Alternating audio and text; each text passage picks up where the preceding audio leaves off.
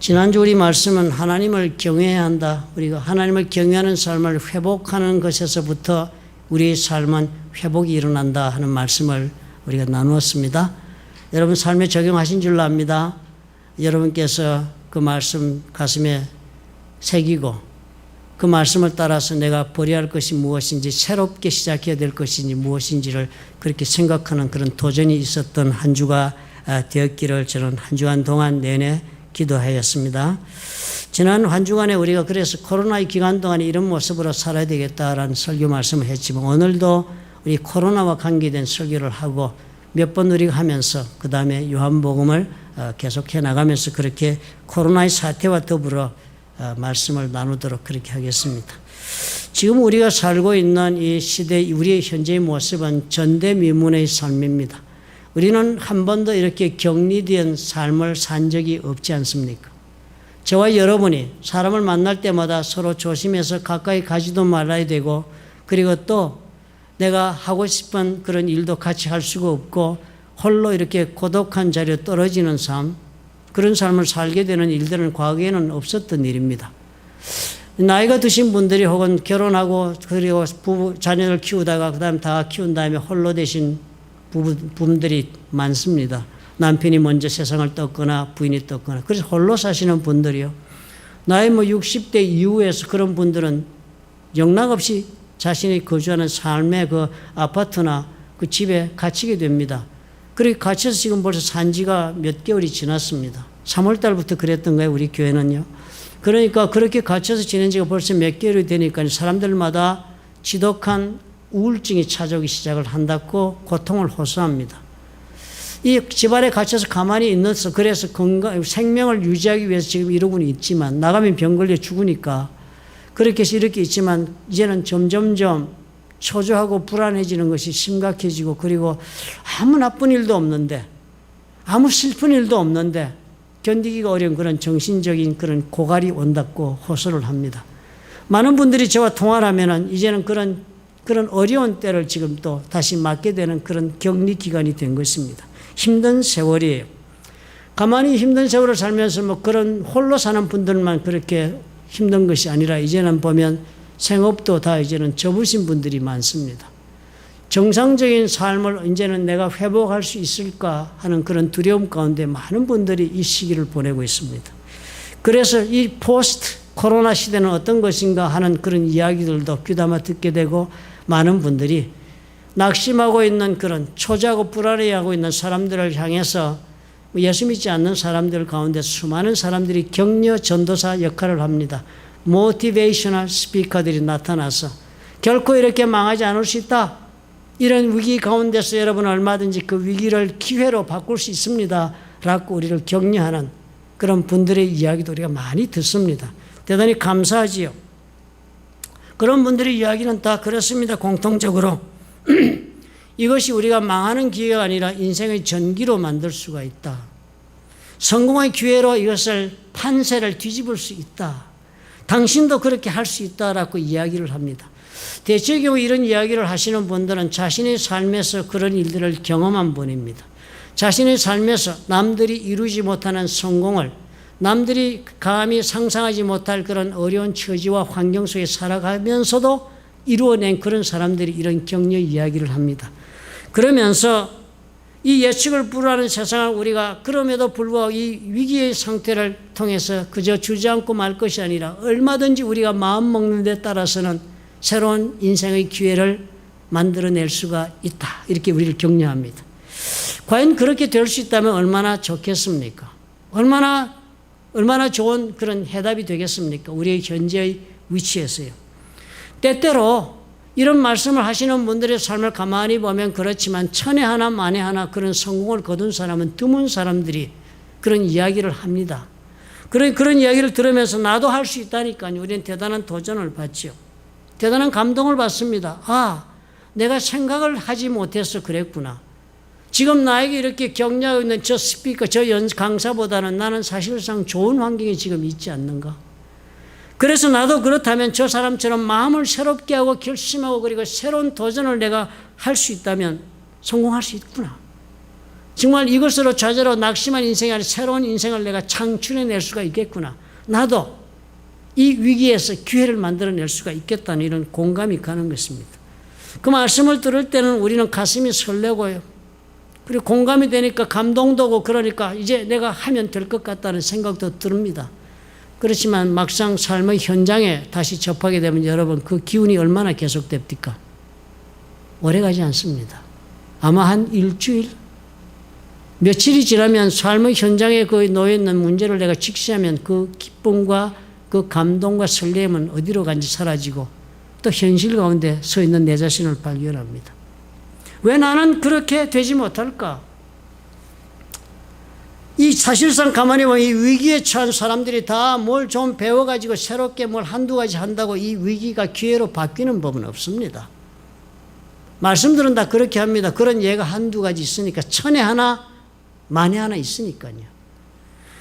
사회가 구조적으로 새롭게 일어설 수 있는 기회를 제공하지 않는다면 개인의 노력으로 지금 이런 환경 속에서 쓰러진 사람이 다시 일어서는 일은 어렵습니다. 누군가가 일어설 수 있는 길을 제공해야 해요. 국가가 제공하든지 아니면 형제, 부모가 제공하든지요. 자본주의가 심화되어 가면 갈수록 점점 더 우리가 그런 세대를 사니까요. 그래서 이제는 계층 간의 이동이 점점 어려운 시대를 맞았습니다. 그러므로 내가 지금 속하고 있는 내 사회적 이 위치에서 내가 한번 떨어지면 다시 이 자리로 내 힘으로 올라서기는 거의 불가능한 그런 사회가 되어가고 있습니다. 그런 것을 누구나 다 피부로 알고 있죠. 말은 안 해도. 그렇기 때문에 누구나 다 이 실패는 무척이나 두려운 경험으로 받아들이고 맙니다. 그리고 두려움은 우리를 하여금 좌절하고 그리고 주저앉게 만들지요. 개인의 노력만으로 내가 생각을 좀 긍정적으로 했다든지 내가 좀 행동의 그 양태를 좀 바꾼다든지 새로운 무슨 일을 좀 몇 가지 하고 해서 그렇게 적극적으로 살면 기회가 생긴다라고 우리는 말을 하지만 실제로 그런 일은 없습니다. 왜냐하면 이 지금 우리가 당하고 있는 이 위기는요, 보통의 위기와는 종류가 다르기 때문에 그렇습니다. 위기도 여러 양태가 있습니다. 그지요? 위기도 자기네 스스로 무지함 때문에 일어난 그런 위기도 있고 여러 가지 종류의 위기가 찾아올 수 있습니다. 그런데 지금 우리가 격리되는 이 위기 상황은요, 이 가운데 하나님의 뜻이 들어있기 때문에 그저 생각 좀 바꿨다고 기회 찾을 수 있는 일이 아닙니다. 사람의 힘으로 변경할 수 없는 내가 이제까지 매달려 살던 삶의 그 현실 속에서 나이가 떨어져 나오게 만들어서 이 자리까지 이렇게 격리시킨 이 모든 위기 상황에 내가 지금 빠져 있다면 이건 단지 우연한 사람의 일이라고 본다면 어리석지요. 우리는 하나님을 알기 때문에 압니다. 이 속에는 하나님의 뜻이 있다. 이 속에 하나님의 뜻이 있기 때문에 이것은 내 생각 좀 바꾸었다고 이 위기가 기회로 변하는 일은 누구에게도 일어나지 않습니다. 하나님의 뜻 때문에 그렇습니다. 코로나가 주는 것이 얼마나 큰 생명의 위협입니까? 그래서 우리가 이렇게 격리 자리를 스스로 찾아간 것입니다. 죽기 싫으니까요. 죽을까와 두려워서. 그래서 우리는 내가 살기 위해서 이 격리를 스스로 선택한 자리에 와 있는 것입니다. 대단히 독특한 위기 상황이 아닙니까? 고독한 시간을 강요받는 자리에 우리가 지금 떼밀려 와 있는 것입니다. 이때까지 내가 매달려 살던 모든 삶의 것을 다 손을 놓은 채로 이제는 내가 이 자리에 와서 조용히 있을 수밖에 없는 그런 외로운 세월을 강요받는 위기에 지금 내가 처한 것입니다. 고독한 시간을 보낼 수밖에 없도록 지금 강요받는 것이에요. 그런데 이런 상황 속에서요, 우리가 위기를 기회로 바꾸려면은 이 상황을 하나님께서는 어떻게 이용하고 계신가를 우리가 성경을 통해서 보아야 하는 것입니다. 하나님께서 뜻을 가지고 허락하신 위기 상황이기 때문에 그렇습니다. 무엇보다 이 독특한 위기 상황에 처했다면 강제 격리된 자리에 떨어져서 누구도 나와 함께 할 수 없고 누구에게도 내가 도움을 청할 수도 없는 그런 자리에 내가 와 있는 것이 분명하고 그것이 시간이 지금 지속되고 있는 그런 상황이라면 하나님을 아는 사람이라면 생각해 봐야 합니다. 하나님은 이런 기회를 가지고 어떻게 하나님의 뜻을 전개해 나가셨던가 성경을 보면 알 수 있겠습니다. 성경 모든 예들을 보면 그렇습니다. 하나님은 단순히 한 사람의 행동을 교정하기 위해서 이렇게 격리 기간을 요구하지 않았습니다. 사람의 의식을 개조하기 위해서 전혀 다른 하나님의 사람으로 그 사람을 다시 빚게 하기 위해서, 다시 만들기 위해서 하나님 이런 기회를 사용하시지요. 그저 몇 가지 회개시키고 그래서 다시 올바른 행동을 선택하고 사는 사람 되라 해서 그런 고난을 준 것이 아닙니다. 사람을 변화시키기 위해서, 인간 개조를 위해서 하나님이 위기를 사용하고 계신 것이 바로 격려 위기입니다. 우리가 언제나 이런 문제가 있을 때는 인간을 이해해야 합니다. 내 자신이 어떤 존재인가를 알려면 창세기로 돌아가야지요. 하나님께 태초에 아담을 만드셨습니다. 모든 만물들은 다 하나님께서 그저 좋은 것으로 만들었습니다. 개는 개로, 그리고 짐승은 짐승으로, 그리고 동식물은 식물들은 식물로, 나무는 나무답게 다 만들었습니다. 그렇지만 사람을 만드실 때는 하나님의 형상과 모양을 따라 만드셨다 그랬습니다. 그렇게 해서 하나님 만드셨는데요. 창세기 2장 18절에 그 사람 아담을 데리고 하나님께서 하신 일이 이렇게 적혀 있습니다. 여호와 하나님이 이르시되 사람이 혼자 사는 것이 좋지 아니하니 내가 그를 위하여 돕는 배필을 지으리라 하시니라. 하나님의 의지를 표시합니다. 아담을 보고서는요, 내가 돕는 배필을 하나 지어야 되겠다. 하나님 형상을 본따서 만들어 놓은 아담을 두고서는 그 의지를 가지고서 하나님이 먼저 이런 일을 하셨습니다. 여호와 하나님이 흙으로 각종 들짐승과 공중의 각종 새를 지으시고 아담이 무엇이라 부르나 보시려고, 아담이 하나님이 창조하신 것을 보고 무엇이라 부르나 보시려고 그것들을 그에게로 이끌어 가시니, 아담 앞으로 그걸 이끌어 가신 거 하나님이. 그랬더니 아담이 각 생물을 부르는 것이 곧 그 이름이 되었더라. 오늘 그 짐승들 이름, 나무 이름이 다 아담이 불러서 된 거죠. 엄청난 일을 아담이 했습니다. 아담이 모든 가축과 공중의 새와 들의 모든 짐승에게 이름을 주니라. 이게 아담이 한 거예요. 이 아담이 이때는 어떻게 배필이 없었을 때입니다. 창조된 다음에 하나님과 함께 아담은 자신의 삶을 이렇게 홀로 서서 하나님이 당부하신 일을 다 완벽하게 해낼 수 있을 만큼의 아담이었습니다. 누구의 도움도 필요하지 않아요. 그런데 하나님이 아담이 돕는 배필이 없구나 생각하시고 여호와 하나님이 아담을 깊이 잠들게 하시니 잠들매 그가 그 갈빗대 하나를 취하고 살도 대신 채우시고 여호와 하나님이 아담에게서 취하신 그 갈빗대로 여자를 만드시고 그를 아담에게로 이끌어왔다. 그래서 하와가 창조된 거, 여자가 만들어진 것입니다. 그러니까 이 관계를 가만히 보면 여자가 돕는 배필로 만들어졌다는 것은요, 아담이 홀로 서서 자신의 그 하나님께서 부여하신 그 사명을 감당하지 못해서가 아니라 하나님 보시기에 더 좋은 것을 할 수 있도록 하기 위해서, 아담에게 더 나은 삶을 영위하도록 하기 위해서, 더 발전적인 인생을 구사하도록 하기 위해서 아담에게 배필을 주신 것입니다. 그리고 우리는 이 관계를 잘 보아야 해요. 아담은 배필을 얻기 전에 먼저 완전히 하나님과의 관계 속에서 자신의 일을 스스로 감당하고 설 줄 아는 홀로 서기가 이루어진 인생이었습니다. 그래서 아담은 그 하나님과의 관계 속에서 부부관계를 허락받고 그 아내를 사랑하며 사는 일의 그 인생이 시작이 된 것이에요. 그런데 신라곤 이후에 우리의 삶은 아담과 비교해보면 어떻습니까? 우리도 두 종류의 사람으로 나누어질 것입니다. 하나님을 알아서 하나님과의 영적인 관계가 제대로 정립되어 있어서 하나님이 나에게 허락하시고 계획하신 일을 스스로 서서 감당할 줄 아는 홀로서기, 영적으로 홀로 서 있는 영혼과 전혀 하나님을 알지 못하여 하나님과의 관계가 없으니까 그 빈자리를 다른 것으로 채우지 않고는 살 수 없는 영혼이 있는 것입니다. 하나님 알지 못하면요, 그 자리가 빈자리는 내가 누군가를 대신 채우지 않고는 이 홀로 서기를 할 수 없다. 지독한 외로움, 나 혼자말이라는 것 때문에 누구든지 간에 아니면 그 무슨 일이든지 가는 것을 가지고 이 하나님이 있어야 할 그 자리를 대신 채우지 않고는 견딜 수 없는 고독함이 있는 것입니다. 그러니까요, 하나님과의 관계가 제대로 서 있지 못한 사람, 홀로 서지 못한 사람은 세상을 향해 달릴 수밖에 없습니다. 사람을 찾기 시작할 것이에요. 친구를 찾고 연인을 찾고 그리고 결혼하여 배우자에게 인생을 걸려고 배우자를 찾습니다. 내 인생을 온통 갖다 걸을 수 있는 배우자를 달라고 또 기도하기도 할 것입니다. 그렇지 않은 사람이 있다면 또 어떤 사람은 사람에게서 그 체험이 없으니까 일에서 체험을 받습니다. 사람에게 실망하고 좌절하고 배신당한 아픔이 있으니까 사람에게 다가갈 수 있는 두려움은 없지만 이 외로움을 채워야 하니까 홀로 서지 못한 영혼은 반드시 일이라도 붙잡아야 합니다. 쉴 새 없이 일을 해야 합니다. 쉴 새 없이 무엇인가 소리를 들어야 하고 쉴 새 없이 무엇인가 내 영혼이 다른 것과 함께하는 것이 있어야만 견딜 수 있는 영혼이 되고 맙니다. 세상이 지금 어떤 모습으로 우리가 살았습니까? 많은 경우에 우리는 하나님을 안다면서도 영적으로 하나님과의 나 사이에서 홀로 서기가 되어 있지 않는 성도들이 수도 없습니다. 수도 없습니다. 하나님을 알고 그리고 하나님을 알았으니 그 하나님을 사랑하였으니 그 하나님이 주시는 사랑 가운데서 내가 서서 하나님이 나를 향하여 가지고 계신 뜻을 나는 이렇게 기쁘고 그리고 또 자신감을 가지고 감당하고 있다는 사람은 많지가 않습니다. 그렇지 않은 사람들은 예수를 믿는다 하면서도 어떻게 해요?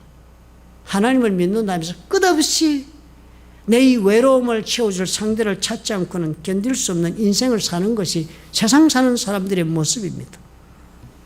누가 그 하나님의 자리를 대신해 줄 수 있겠어요? 헛된 기대 속에 살다 보니까 우리는 어떻게 해요? 하나님을 안다고 하면서도 세상을 사모하는 사람들로 변질되고 만 것입니다. 요한일서 2장 16절이 그래서 있지 않습니까? 이는 세상에 있는 모든 것이 육신의 정욕과 안목의 정욕과 이생의 자랑이다. 이는 다 아버지께로부터 온 것이 아니라 이건 하나님께로부터 온 것이 아니랍니다. 그런데 우리는 어떻게 해요? 이것이 내 삶의 전부가 된 인생을 살았지 않습니까? 육신의 정욕이요. The lust of the flesh. sinful nature가 flesh입니다. 죄된 본성을 가지고 있는 내 그 욕망으로 내가 인생을 사는 거예요. 예수를 믿으면서도. 하나님을 안다면서 우리는 욕망을 그저 추구하고 달성하고 하나님께 기도하고 사는 경우가 얼마나 많습니까? 안목의 정욕이요. The lust of the eyes. 눈으로 보는 것마다 우리는 목말라 하고 그것을 소유하고 싶어 합니다. 비었으니까. 갈증이 있으니까. 영혼의 갈증 때문에. 눈으로 보는 것마다 손으로 잡아 내 것으로 만들지 않고서는 채울 수 없는 공허함이 있어서 몸부림치고 사는 것이 인생입니다. 이생의 자랑이요. 다른 말로는 pride of life 혹은 다른 원어를 보면 vain glory of life. 인생의 헛된 영광을 추구한다. 허세를 부리고 사는 인생인 거예요. 허세를 부리고. 공허하지 않겠어요? 하나님이 이것을 다 보고 계셨던 것입니다. 이제까지요. 이것으로 내 인생을 해결하고자 하니까요. 예수를 믿는다면서 이것에 매달려서 우리가 이것 때문에 금식하고 이것 때문에 기도하고 이것 때문에 온 인생을 거니까 이것들이 다 어디 있는 것입니까? 이 세상에 있는 것이니까요. 현세주의자 그리스도인들로 우리는 변질되고 인생을 사니까요. 이걸 어떻게 고치겠습니까? 우리는 이미 현실주의자들이 된 성도들이 된 것입니다. 예수를 믿어서 천국 가게 되었으니 감사하다. 그것은 그저 나중에 갈 것이니까 나중에 가고 지금 이 삶에서 하나님이 축복을 받고 살고자 하는 것이 그리스도인의 열망 중에 하나가 아닙니까? 그래서 현실적으로 잘 산다는 것은 결국은 재물의 축복이에요. 건강의 축복이지요. 재물과 건강이 있으면 사람도 다 살 수 있다고 생각하는 세대를 삽니다. 그러니까요. 그것이 우리를 다 채워줄 수 있겠습니까? 성경 우리가 말씀하고 있는 거예요. 우리 밑바닥인 불안과 두려움이 우리를 떠나지 않는 인생이 된 것입니다. 사람과 사람이 서로 우리가 다 관계를 맺고 서로가 서로를 사랑하고 의지하고 그래 살 수 있는 것처럼 보이지만 우리가 발견하는 언제나 뭐예요? 공허한 관계예요. 공허한 관계예요. 사랑한다는 말은 공허한 단어가 된 지 오래되었습니다. 지금 사랑한다는 말을 그 말대로 믿는 자가 누가 있습니까? 그 말을 오히려 쓰지 않는 것이 더 좋을 정도가 되었습니다. 하도 값싼 용어로 변질되어서. 많은 사람들이 모여서 당신은 어디나 웰컴입니다. 우리 교회도 그렇잖아요. 누구든지 오시옵소서. 그런데 누구든지 오래서 가봤더니 그곳에서 내가 정말 웰컴 되었습니까? 참으로 웃는 웃음과 그리고 친절한 인사는 있지만 그곳에서 전혀 영적인 클릭이 서로 일어나지 않습니다. 그런 세상 우리가 사는 거예요. 교회가 그런데요.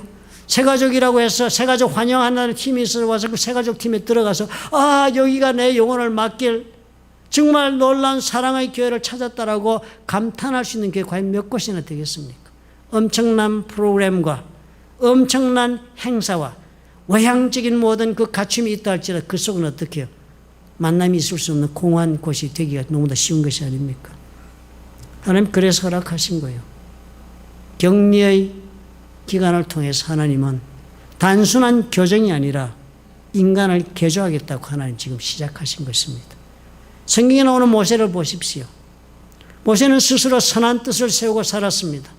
아마 그 당대 히브리 민족 가운데서는 가장 촉망받는 그런 존재였습니다. 모세. 그런 모세였지만 그 모세가 어떻게 해요? 결국 자신의 그런 모든 선한 뜻은 육신의 정욕과 안목의 정욕과 이생의 자랑에 근거한 것이었습니다. 선한 뜻이었지만 스스로 그래서 이스라엘을 구하고자 몸을 던졌지만 그 결과는 어떻게 나왔습니까? 이스라엘 백성들은 저들을 위하여 목숨을 던진 모세에 대하여 거부했습니다. 누가 너를 우리를 다스리는 자와 재판관으로 삼았느냐? 네가 애굽 사람을 죽인 것처럼 나도 죽이려느냐? 모세는 처절하게 거부당하고 그리고 어떻게 되었습니까? 광야로 목숨을 구해 도망갔습니다. 처절한 자기 격리의 세월이 시작된 거예요. 그 어느 누구도 자기의 고통을 나눌 자도 없고 그 어느 누구에게도 자기의 그 어려움과 안타까움을 하소연할 수도 없고 광야로 달려나간 거예요. 광야로 달려나간 거예요. 요즘 우리 같지 않아요? 제 누나가 뉴욕에 혼자 삽니다. 아파트, 아주 좋은 아파트를 누나가 노년에 잘 사가지고 살아요. 뉴욕이 얼마나 비싸요. 아스토리아라는 데 삽니다. 참 훌륭하게 살았어요. 한국에서는 기도하고 삽니다. 자식 키우고 고생 많이 했는데 미국 와서 하나님이 얼마나 축복을 하시는지. 그래가지고 그 아주 아스토리아 아파트가 멋진 아파트 사는데요. 격리된 거예요. 원베드룸 아파트, 아무리 아파트 좋아도 뭐하면 격리됐는데. 어떻게 지내나고 뭐 여쭤봤습니다. 딸하고 며느리가, 아들하고 며느리가 먹을 거 열심히 가지고 엄마 걱정해서 온대요. 그런데요, 초기에 막 그 창고라고 이럴 때니까 막 정신없이 막 그 코로나가 번지고 할 때니까 아들이 와가지고 전화한답니다. 엄마, 내 지금 저녁 뭐 음식 같은 거 뭐 가져왔는데 문 앞에 놓고 가. 그러면 아파트니까 내가 와야 되잖아요. 아파트 자기 방에서 나와서 밑으로 가면 이제 현관문이 시큐리티가 막 됐으니까 한 문 들어오면 다른 문 있고 하니 시큐리티 열고 여기에다가 놓고 저쪽으로 차 안에 앉아 있는답니다. 자기가 혹시 엄마에게 감염시킬까 봐 겁이 나서. 그리고 나가서 그것을 들고 이게 전부랍니다. 그리고 가져와서 그거 먹고 이러고 지금 몇 달을 살고 계신 거예요. 그게 전부인 거예요. 그런 자리. 이 코로나의 격리 자리라는 거 이건 모세의 그 격리와 정말 비교해서 버금가는 격리입니다. 그 모세 어떻게 됐습니까? 40년 동안 홀로 버려진 삶을 살면서 뭐 행동 교정했습니까? 사람이 달라졌습니다. 사람의 근본이 변화되어 다른 사람이 되었습니다. 광야 떨기나무 앞에 서서 하나님과 대화하는 모세를 보시면 어때요? 전혀 다른 사람이 되어 있잖아요. 그뿐입니까? 엘리야는 어떻습니까? 엘리야는 하나님을 능력의 하나님으로 알고 살았던 선지자입니다. 그러니까요, 담대하게 바알 선지자를 다 불러가지고 대결해가지고 하늘로부터 불을 내려 재물을 불태우고 그리고 그 모든 바알과 아세라의 선지자를 다 기손 시냇가로 가서 쳐주겠습니다. 능력의 하나님으로 그렇게 살았던 사람이요. 이세벨의 일기 한마디에 내일 이맘때쯤엔 네 목숨을 내가 네가 죽인 바알과 아세라 선지자들처럼 하겠다는 말을 듣고는 이 엘리야는 그 말의 두려움 가운데 모든 것을 포기하고 광야로 달려갑니다. 자기 자신은 광야로 들어가 하룻길쯤 가서 한 로뎀나무 아래에 앉아서 자기가 죽기를 원하여 이르되 여호와여 넉넉하오니 지금 내 생명을 거두시옵소서. 나는 내 조상들보다 낫지 못하나이다. 그리고 로뎀나무 아래 쳐져 죽기를 작정하고 금식하고 있었습니다. 식음을 전폐하고 하나님 천사를 보내셔서 먹였습니다. 이틀간. 그리고 하나님께서 천사를 통하여 지시했습니다. 호렙산을 향하여 가라. 거기에서 내가 너를 만나리라. 마주하리라. 그래서 이분은 하나님이 지금 능력의 하나님이 이제는 어떻게 해요? 자신을 전혀 고립된 상태 속에서 40주 40야를 걸어서 금식하며 호렙산에 가서 하나님 만나러 갑니다. 그래서 호렙산에 가서 만난 하나님은 전혀 다른 하나님이었습니다. 능력 가운데 계시지 않는 하나님이었습니다. 지진이 나고 산에 불이 나고 땅이 막 흔들리고 깨어지고 천둥번개가 치는데 그곳에도 하나님은 계시지 아니하더라. 그게 엘리의 고백이었습니다. 그런데 하나님 그 다음 어디에서 발견합니까? 자신의 속에서 세미한 음성으로 말씀하고 계신 나의 삶 속에 함께 하시는 하나님을 새롭게 발견합니다.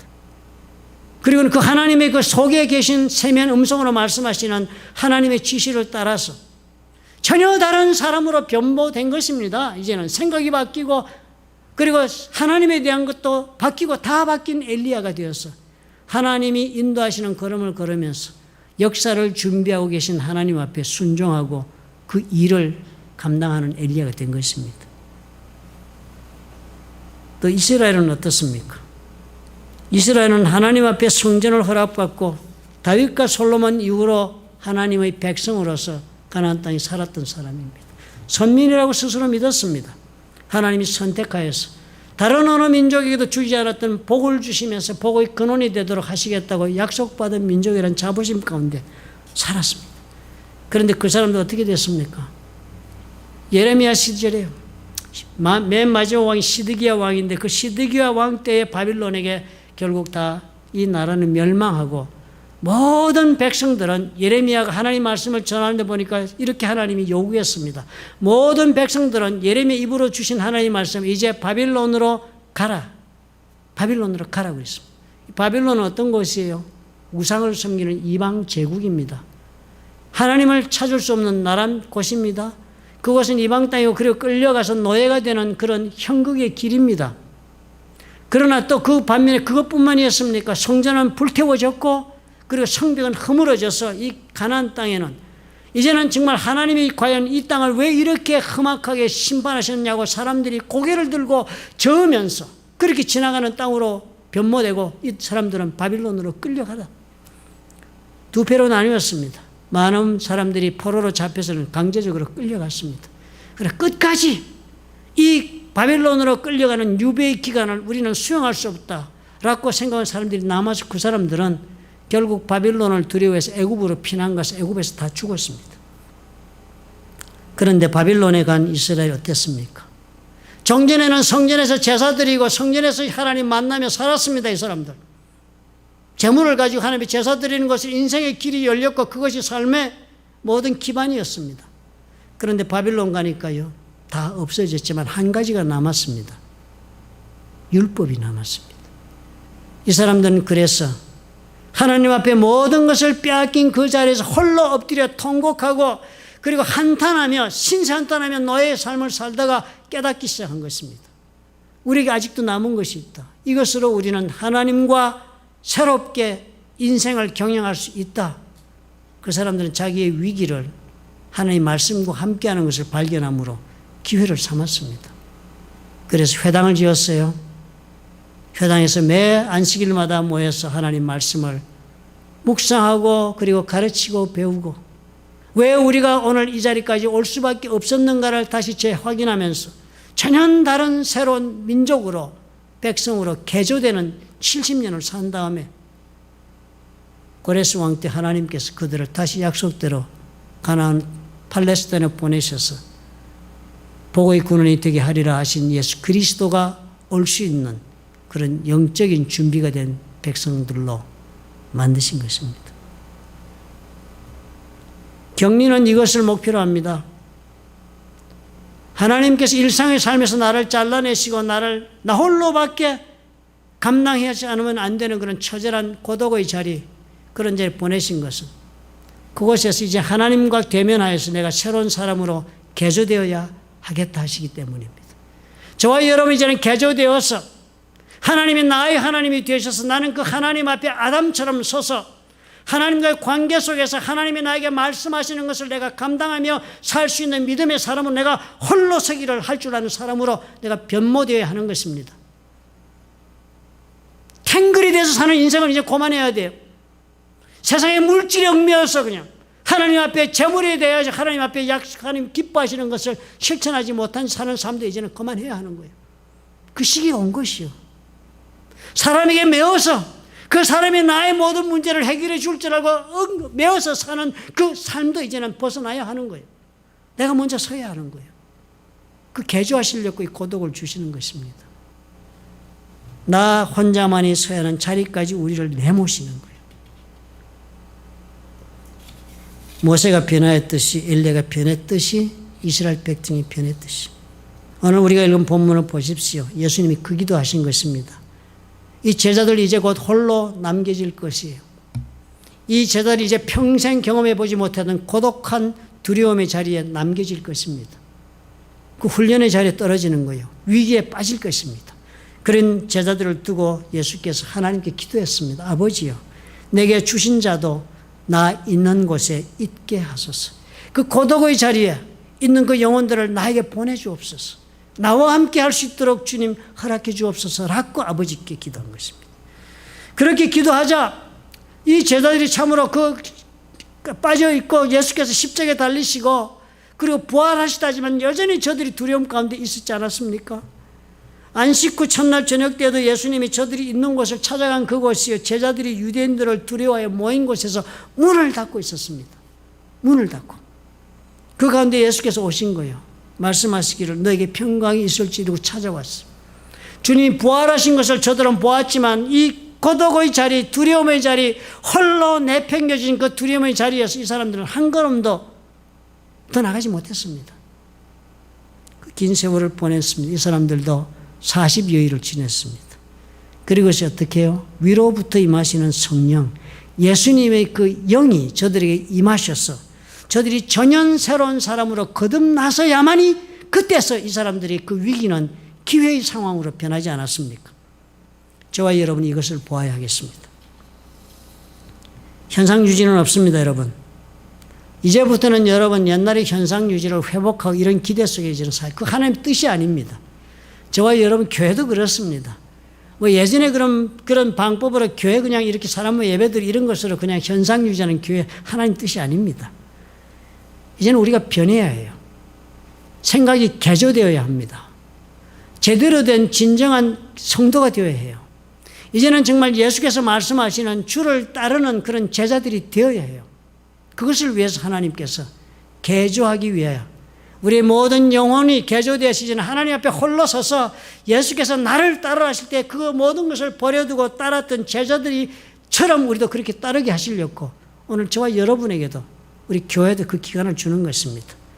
그러므로 우리는 참으로 하나님 앞에서 변모하고 그리고 개조되기 위해서는 우리 영혼을 갈아엎어야지요.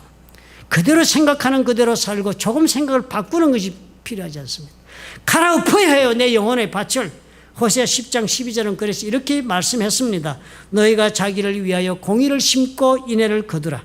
너희 묵은 땅을 기경하라. 지금이 곧 여호와를 찾을 때니 마침내 여호와께서 공의를 비처럼 너희에게 내리시리라. 너희 묵은 땅을 기경하라. 너희 영혼의 밭을 기경하라 그랬습니다. 기경이라는 단어는 저는 농사를 몰라서 모르는데 누구한테 물어봤더니요, 기경이라는 것은 그냥 농사 지을 때 땅 이렇게 파고 씨 뿌리고 하는 것이 아니랍니다. 기경은 해마다 하는 것이 아니래요. 꼭 묵은 땅일 때 농사 짓지 않고 버려진 땅을 경작할 때 하는 것이 기경이랍니다. 그런데 그 기경은 땅을 완전히 갈아엎는데요. 묵혀두었으니까. 완전히 갈아엎어서 씨를 뿌리게 그렇지 않다는 거예요. 갈아엎고는 그 가운데 있는 작은 돌이나 큰 돌에 다 돌도 걷어내고 그리고 땅에 정말 썩어 있는 나무 뿌리도 걷어내고 그곳에 그냥 있는 모든 잡초도 완벽하게 그 땅을 청소하는 것이 그것이 기경이랍니다. 호세아는 그렇게 얘기해요. 변모하기 위해서, 너를 개조하기 위해서 나는 네가 네 영혼을 기경하기를 원한다. 하나님 말씀하시는 거예요. 저와 여러분의 영혼 속에 이 기경이 일어나야 합니다. 내가 이제까지 나답게 살게 만드는 것은 이것이라고 매달려 있었던 것 여러분 기경해야 합니다. 완전히 하나님께서 주신 이 기회가 내 영혼의 새로운 개조의 기회가 될 수 있다면 하나님 쓰실 것이에요. 우리 주님이 뭐라 그랬습니까? 하나님을 알게 하시겠다는 거예요. 예수께서 부르시는데 저 제자들을 나에게 주옵소서. 그러면 내가 저들에게 하나님이 누구신가를 알게 해주겠다고 그랬습니다. 하나님을 알게 해주겠다고 엄청난 말씀 아닙니까? 하나님의 어떤 능력의 하나님이시며 그 하나님은 우리를 위해 어떤 일을 행하셨던 분이며 앞으로 어떤 일을 행하실 수 있는지를 그것을 알려주시겠다. 예수님이요. 저와 여러분 이런 삶이 기다리고 있습니다. 모세는 40년을 썼고요. 엘리야는 40주를 걸어서 갔고요. 그리고 또 이 제자들은 40년을 기도하면서 기다렸고요. 이스라엘은 70년을 고독한 세월을 살았고요. 우리가 성령으로 거듭나는 그런 기회를 얻기 위해서 저와 여러분도요, 이 기회를 써야 하겠습니다. 하나님을 만나는 길에 왕도는 없습니다. 하나님이 저와 여러분에게 요구하신 이 길을 걷기 위해 우리는 경외하시는 우리 하나님 앞에 옷깃을 여미고 참으로 내 옷을 찢을 것이 아니라 내가 영혼을 찢겠나이다 라고 주님 앞에 우리가 나아갈 수 있다면 주님께서 어떻게 해요? 우리를 개조하시어서 참으로 이 놀라운 이 위기 상황이 우리에게 기회가 될 수 있는 것입니다. 기회는 거저오지 않습니다. 우리 하나님의 뿌리가 이것을 기억하고 이 코로나 격리의 외로운 세월을 그냥 허송세월 하지 맙시다. 이 기간 동안에 우리는 어떻게 하나님 만납시다. 내 영혼을 갈아엎고요. 그래서 하나님 앞에 내가 홀로 서서 그래서 내가 홀로 섰기 때문에 나는 내 아내를 사랑해 줄 수 있고 내가 홀로 섰기 때문에 내가 하나님의 교회를 섬길 수가 있고 내가 홀로 섰기 때문에 외로운 영혼들을 품어줄 수 있는 그런 사명을 감당할 수 있는 것입니다. 우리 하나님 앞에 이런 믿음으로 이 위기를 보내시기를 예수님의 이름으로 축원합니다. 기도드립시다. 성령님 오늘 우리 가운데 오시옵소서. 참으로 깨닫게 해 주옵시고 또한 마음에 아버지와 놀라운 용기를 또한 주옵소서. 현실을 부인하고 일어서 나간다는 것은 참으로 어려운 일입니다. 우리 생각이 아무리 변화해도 우리 앞에 놓여있는 현실은 우리의 발목을 잡습니다. 그러나 아버지 우리는 살아계신 하나님을 믿사오니 아버지 도와주옵소서. 주의 성령께서 오늘 이 위기 가운데 우리를 고독하게 만드신 아버지여 참으로 주님을 생각하고 내 영혼을 기경하여서 모든 세상을 사랑하는 것들을 다 이제는 내려놓고 주와 함께 일어서서 내가 홀로 서서 하나님 앞에 쓰임받는 삶을 전개할 수 있도록 이 위기가 기회가 되게 축복해 주옵소서. 예수님 이름으로 기도합니다. 찬양 드립시다.